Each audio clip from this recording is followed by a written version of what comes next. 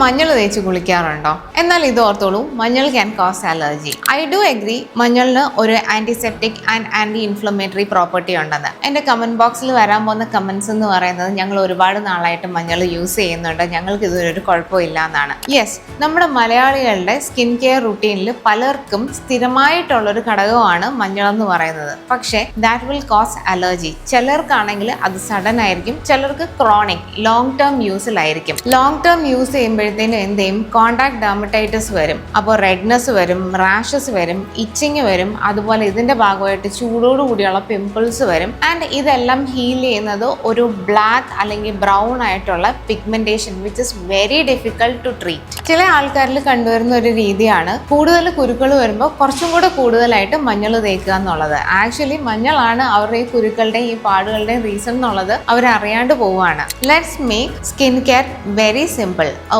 very mild cleanser, a moisturizer and a good SPF sunscreen. So മഞ്ഞൾ തേച്ച് കുളിക്കുന്ന നിങ്ങളുടെ ഫ്രണ്ട്സിന് ഇത് ഷെയർ ചെയ്ത് കൊടുത്തോളൂ, അവർക്ക് ഹെൽപ്ഫുൾ ആയിരിക്കും അത്.